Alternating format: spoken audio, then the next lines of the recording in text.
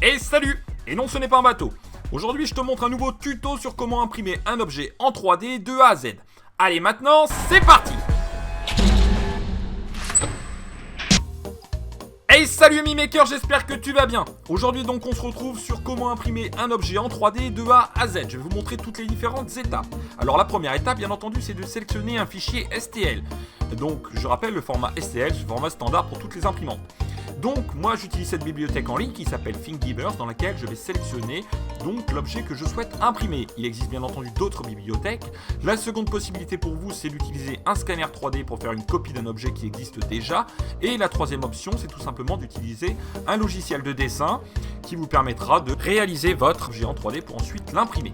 Donc pour ma part je vais choisir un petit peu un objet, donc on va regarder ce qu'on peut imprimer, qu'est-ce qu'il y a de bien. Voilà, donc ici vous avez tout simplement ce petit bloc page. Donc voilà, ça sert tout simplement pour lire, pour empêcher que les pages ne se referment. Donc on peut voir la licence ici. Et on a téléchargé donc ce fichier et ensuite on va l'ouvrir donc directement dans le logiciel de l'imprimante qui s'appelle Repetier Host pour moi. Alors voilà l'objet qui est donc ouvert dans ce logiciel. Vous pouvez voir l'objet, on peut le voir. Donc là il est vraiment ridiculeux, il fait la taille d'une tête d'épingle. Vous voyez donc je vais réduire, voilà ici. On peut voir donc toute la partie grise, c'est la surface d'impression de mon imprimante. Ainsi que la hauteur, c'est les petits traits pointillés qui sont sur les côtés. Donc ici on va tout simplement agrandir l'objet. Voilà, il vous suffit de cliquer juste ici. Donc il faut savoir qu'avec ce logiciel Repetier Host, vous avez différentes possibilités de réglage, de hauteur. Bien entendu, vous avez aussi tous les paramètres de votre imprimante à rentrer. Et ça c'est très très important, de bien rentrer tous les bons paramètres pour pouvoir imprimer donc soit en PLA ou soit en ABS en fonction des différents objets.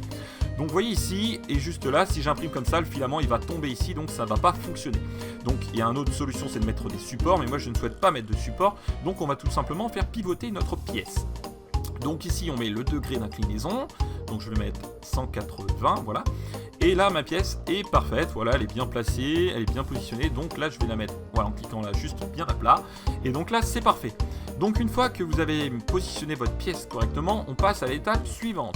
Donc qui consiste tout simplement au trancheur. Donc voilà, on va utiliser donc pour ma part Slicker 3. Donc ici vous avez différents petits réglages pour le trancheur. Je vais aller dans l'onglet configuration pour vous montrer un petit peu le brim. Donc le brim, je rappelle, c'est tout simplement des petits filaments qui vont venir se mettre autour de votre pièce pour empêcher que lors de l'impression votre pièce ne bouge. Donc si vous lancez une impression d'1 heure et qu'au bout de 40 minutes la pièce décolle, eh bien ça ira pas. Vous voyez, c'est tous les petits filaments qu'il y a autour de la pièce. Voilà, donc moi je les ai enlevés parce que j'en ai pas besoin pour imprimer cette pièce. Elle est assez stable, donc il n'y aura pas de souci lors de l'impression. Donc on peut voir la pièce, voilà, dans son ensemble. Donc une fois qu'on a vraiment utilisé bien placé cette pièce, vous voyez, vous allez venir donc trancher, donc on attend que ça tranche. Voilà, donc là on peut voir le brim, il va s'enlever puisque je l'ai supprimé. Ici, les petits filaments autour, c'est tout simplement pour vider la buse, donc pour le démarrage.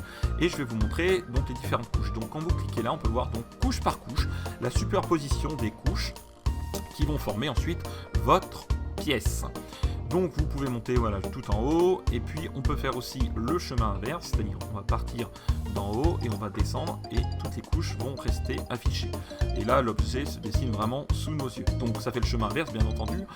Et ensuite, donc l'étape suivante, c'est tout simplement de préchauffer votre imprimante. Donc là, moi j'ai préchauffé tout simplement ici le lit d'impression. Et là, il y a la buse qui n'est pas encore en chauffe pour l'instant. Donc vous pouvez tout simplement, une fois que vous avez enregistré votre fichier donc sur votre trancheur, vous le sauvegardez sur votre petite carte SD, vous la mettez directement dans votre imprimante. Si vous avez comme moi un Raspberry Pi avec Octoprint, vous passez par Octoprint. Et si votre imprimante est connectée à votre PC, eh bien c'est directement depuis le logiciel de l'imprimante. Donc ensuite l'imprimante va venir, moi pour ma part elle prend différents petits points. Ça lui permet tout simplement de savoir la hauteur de mon plateau. Comme ça, s'il y a un endroit de mon plateau qui est un petit peu voilé, eh bien elle mettra un peu moins de filaments à cet endroit-là et un peu plus aux autres endroits. Voilà. Donc une fois que la partie calibration est faite, elle va venir voilà, sur son petit point home. Et ici, la buse va commencer à chauffer.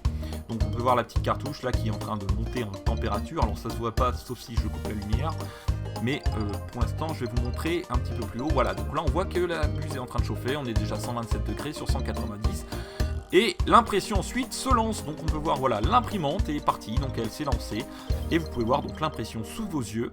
Donc voilà, donc pour ceux qui ne possèdent pas d'imprimante, eh bien ça peut être intéressant, comme ça vous saurez un petit peu comment ça fonctionne si un jour vous souhaitez franchir le cap et investir dans une imprimante 3D.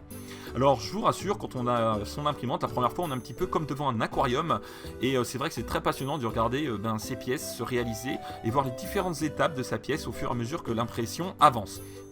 Donc c'est vraiment très très sympa et assez, je dirais, éducatif de voir ces objets donc se créer un petit peu comme ça de A à Z. Donc pour ma part ici j'utilise du PLA blanc et ici vous avez un petit timelapse de l'objet qui a duré 16 minutes. Voilà, l'objet est donc terminé, donc on va tout simplement le décoller maintenant du plateau. Donc n'hésitez pas, si vous avez des questions concernant l'impression 3D, de venir sur mon live tous les vendredis à 21h30. J'organise un petit live où vous pouvez venir poser vos questions. Alors ici on peut voir la pièce, donc voilà, ici elle est assez bien finie, donc PLA blanc, buste de 0,4, et voilà la finalisation de l'objet qui est assez sympa. Voilà les amis, j'espère que cette vidéo vous a plu, n'hésite pas à laisser un petit pouce, et si tu n'es pas encore abonné à ma chaîne, eh bien ne t'inquiète pas, c'est pas grave, tu peux encore le faire, il suffit de cliquer là, voilà, sur le petit logo de ma chaîne, et ça te permettra de faire partie de notre communauté des makers. Allez, ciao les makers!